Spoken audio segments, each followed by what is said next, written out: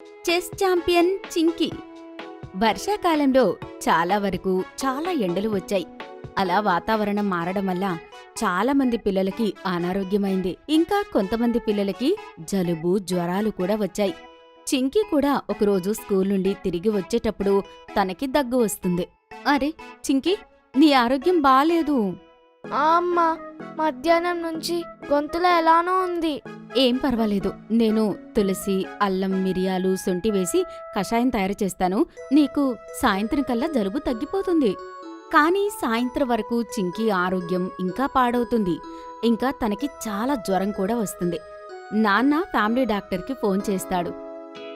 కంగారు పడాల్సిన అవసరం లేదు. తనకి వైరల్ ఇన్ఫెక్షన్ వచ్చింది. ఈ మధ్య అందరి పిల్లలకి వస్తుంది.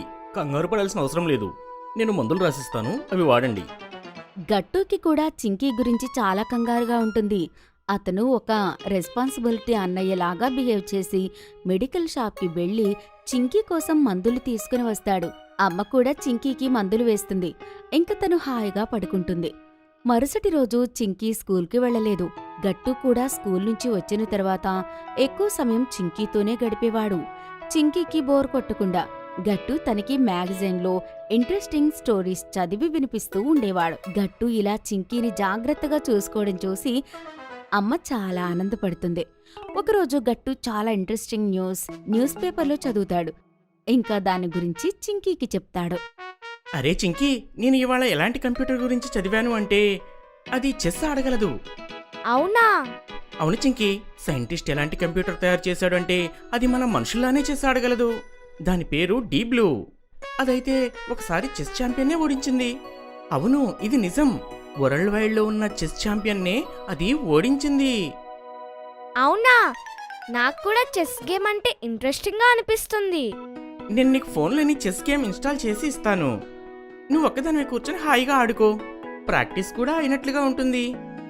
గట్టు చింకీ ఫోన్లో చెస్ గేమ్ ఇన్స్టాల్ చేసి ఇస్తాడు. ఇంకా చింకీ కూడా అన్ని బేసిక్స్ ఆన్లైన్లోనే కూర్చుని నేర్చుకుంటూ ఉంటుంది. అమ్మ, నాన్న కూడా ఈ విషయానికి చాలా ఆనందపడతారు. మరుసటి రోజు నాన్న ఆఫీస్ నుంచి వచ్చాక చింకీకి ఒక ప్యాకెట్ ఇస్తాడు. అరే, ఈ ప్యాకెట్లో ఏముంది? రేపర్ అయితే తెరిచి చూడు, నీకోసం ఒక సర్ప్రైజ్ గిఫ్ట్ ఉంది. చింకీ ప్యాకెట్ తెరిచి చూసేసరికి లోపల తనకి ఒక చెస్ బోర్డు కనిపిస్తుంది. అరే వా, ఇది చాలా మంచి చెస్ బోర్డ్. అమ్మ ఇంకా గట్టు కూడా చింకీ సర్ప్రైజ్ గిఫ్ట్ ని చూసి చప్పట్లు కొడతారు. నాకు నమ్మకం ఉంది, ఏదో ఒక రోజు ప్రజ్ఞ ఆనంద్ లాగా చింకీ మన గౌరవం పెంచుతుందని. ఈ ప్రజ్ఞ ఆనంద్ ఎవరమ్మా? ప్రజ్ఞ ఆనంద్ ఒక ఇండియన్ చెస్ ప్లేయర్. పోయిన సంవత్సరం 14 ఏళ్ల వయసులోనే వెగ్నెస్ కార్ల్స్ అనే చెస్ ఛాంపియన్ ని ఓడించింది. కేవలం 14 years లోనే వరల్డ్ ఛాంపియన్ ఓడించిందా అమ్మా? నువ్వు కూడా చిన్న వయసులోనే ఛాంపియన్ అవుతావు చింకీ, నాకు ఆ నమ్మకం ఉంది. చింకీ ఇప్పుడు ఇంటి నుంచే ఆన్లైన్ చెస్ ఆడుతూ ఉంటుంది. తన ఫ్రెండ్స్తో పాటు. కొన్ని రోజుల్లోనే చింకీ గేమ్ ఎంత ఇంప్రూవ్ అవుతుంది అంటే స్కూల్లో వాళ్ళందరూ తనని బాగా పొగుడుతూ ఉంటారు. కొంతమంది చింకీ ఫ్రెండ్స్ స్కూల్లోని స్పోర్ట్స్ టీచర్ రాధికా మ్యామ్కి చింకీ గురించి చెప్తారు. రాధికా మ్యామ్ చెస్ చాలా బాగా ఆడుతుంది. మరుసటి రోజు చింకీ ఆరోగ్యం ఎలా ఉందో తెలుసుకోవడానికి తను చింకీ వాళ్ళ ఇంటికి వెళ్తుంది. చింకీ ఆరోగ్యం ఇప్పుడు బాగవుతుంది. కానీ తన ఆరోగ్యం పూర్తిగా బాగవడానికి ఇంకా 2-3 రోజుల సమయం పడుతుంది. అటెండెన్స్ గురించి కంగారు పడుకు చింకీ, నీ ఆరోగ్యం జాగ్రత్తగా చూసుకో. హా మ్యామ్. నేను నీ ఆన్లైన్ గేమ్ గురించి చాలా విన్నా. అందరూ నిన్ను చాలా పొగుడుతున్నారు. నేను ఇప్పుడు కేవలం నేర్చుకుంటున్నాను మ్యామ్, కానీ నాకు చెస్ ఆడడంలో చాలా మజా వస్తుంది. రా, మనిద్దరం ఒక ఆట ఆడదాం. చింకీ చెస్ బోర్డు పెడుతుంది. రాధికా మ్యామ్తో కూర్చుని గేమ్ ఆడుతూ ఉంటుంది. అమ్మ రాధికా మ్యామ్ కోసం ఇంకా బిస్కెట్స్ తీసుకుని వస్తుంది. చింకీ చాలా తెలివిగా హాయిగా కూర్చుని గేమ్ ఆడుతూ ఉంటుంది. దానికి రాధికా మ్యామ్ చాలా ఇంప్రెస్ అవుతుంది. లాస్ట్కి గేమ్ రాధికా మ్యామే గెలుస్తుంది. కానీ చింకీ చూపించిన ఆట విధానం పొగట్టుకి తగినది. రాధికా మ్యామ్ చింకీ ఆట ఇంకా బాగా అవ్వడానికి చాలా టిప్స్ కూడా ఇస్తుంది. కొన్ని రోజుల తర్వాత ఇంటర్ స్కూల్ చెస్ టోర్నమెంట్ జరగబోతోంది. ఇంకా చింకీ, గట్టు స్కూల్ ప్రిన్సిపాల్ వాళ్ళ టీం పిల్లలందరికీ అనౌన్స్ చేస్తుంది. ఈసారి చెస్ టోర్నమెంట్లో మన స్కూల్ నుంచి ఎవరు అటెండ్ చేస్తారంటే విశాల్, ప్రజ్ఞ, ప్రియా ఇంకా చింకీ. పిల్లలందరూ చప్పట్లు కొడుతూ స్కూల్ టీంని ఎంకరేజ్ చేస్తారు. చింకీ కంగ్రాచులేషన్స్, నాకు నమ్మకం ఉంది నువ్వు ఈ కాంపిటీషన్లో సెలెక్ట్ అవుతావని. కొంతమంది పిల్లలు చింకీ పేరు విని చాలా ఆనందపడతారు.